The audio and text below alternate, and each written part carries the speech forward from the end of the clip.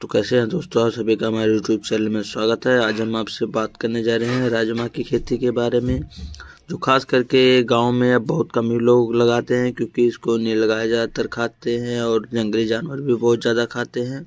तो जैसे same process इसमें है कि जैसे आपने हमारी पिछली वीडियो में देखा होगा चने की खेती, वैसे सेम है राजमे की खेती। जैसे इसमें भी मेड़बंदी करके अगर आप बुआई कर रहे हैं तो काफ़ी ज़्यादा प्रॉफिट है, और सेम चने में भी ऐसा रहता है। तो अगर आप खेत की घेराई नहीं कर रहे हैं और जंगली जानवर आपके खेत के आसपास ज़्यादातर करके आ रहे हैं, तो आप इसको ना ही बोएं तो अच्छा है।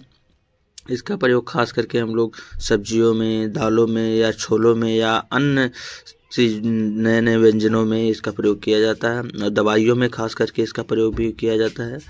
तो आप सभी को हम बता दें कि हमारे यहाँ यूपी में बहुत ऐसे ज़िले हैं जहाँ पर राजमा की खेती बहुत ज़्यादा मात्रा में होती है। जैसे आजमगढ़, अम्बेडकर नगर में यहाँ हमारे यहाँ बहुत ज़्यादा ही राजमा की खेती होती है। तो आप देखिए, ये एक मेड़ से एक मेड़ की दूरी लगभग 1 से कम नहीं है, और ट्रैक्टर से हम लोग मेड़ वो बनवा दिए थे। छिड़काव विधि में क्या रहता है और इसमें क्या फ़ायदा रहता है हम आपको बताएंगे। जैसे क्या रहता है कि अगर हम छिड़काव विधि से बुआई कर रहे हैं तो हमारे पौधे कहीं पर छोटे, कहीं पर आगे, कहीं पीछे समान दूरी या नहीं रहती, और समान दूरियाँ नहीं रहती। कहीं पर बीज ज़्यादा हो जाते हैं, कहीं पर बीज कम हो जाते हैं, जिससे क्या रहता है हमारा नुकसान भी हो जाता है कि हमें कहीं बीज ज़्यादा लग गया, कहीं कम लग गया। उसमें अनुमान भी नहीं रहता। अगर किसान बुआई कर रहा है तो उसमें अनुमान भी नहीं रहता कि कितना बीज डालना है। अगर 4 किलो डालना है तो कहीं 4.5 कर देता है, या कम हो जाता है। या पाटा लगाते टाइम भी बीज के इधर से उधर हो जाते हैं, कहीं एक साइड इधर हो गए, कहीं उधर हो गए। तो इससे क्या रहता है, हमें लॉस हो जाता है कि हमारा खेत खाली रह जाता है, तो हमें उसमें फिर कहीं दूसरी कुछ ना कुछ बुआई करनी पड़ती है। और दूसरा रहता है कि एक मेड़बंदी करके एक रहता है छिड़काव भी, एक रहता है सीड ड्रिल से। आपने पिछली वीडियो में हमारी गेहूं में देखा होगा, सीड ड्रिल से हमने पूरा डिटेल में गेहूं के बारे में बताया है।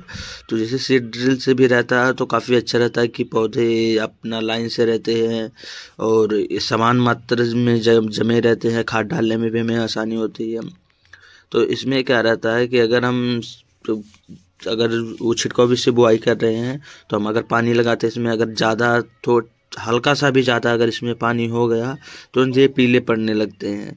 और इनमें क्या रहता है कि अगर हम मेड़बंदी करके बुआई कर रहे हैं तो देखिए आप, अगर हम पानी कितना भी अगर इसमें लगा दें तो पानी उस एक जगह से कटाएंगे तुरंत सारा पानी। जल निकास की व्यवस्था दोनों साइड में है, दोनों साइड में बराह बना हुआ है ताकि जल निकास आसानी से हो जाए। और उसमें क्या रहता है कि कहीं खेत ऊंच नीचे, मतलब पाटा लगाने पे खेत इधर उधर हो जाता है, हमेशा बराबर ही नहीं रहता छिड़काव बीज में। इसीलिए हमेशा हमें ध्यान देना चाहिए। और हमें हमेशा, जैसे इसमें क्या रहता है कि आप मेड़बंदी कर दिए, बीजों को आराम से या खुरपी से जिससे निकाई उड़ाई करते हैं, या फिर हाथों से भी इसे बुआई कर सकते हैं, जिससे जर्मिनेशन भी अच्छा रहेगा। हमको पता भी रहेगा कितनी दूरी पे हमें इसकी बुआई करनी है। ये 10 सेंटीमीटर, 20 सेंटीमीटर, 30 सेंटीमीटर, जहाँ तक इसकी बुआई 15 से 20 सेंटीमीटर दूरी पे रहे तो अच्छा ही रहता है, काफ़ी अच्छा रिजल्ट भी रहता है। अब देखिए दूरी भी काफ़ी अच्छी है यहाँ पे। और क्या रहता है कि सिंचाई करने में भी आसानी रहती है, तुड़ाई करने में भी आसानी रहती है।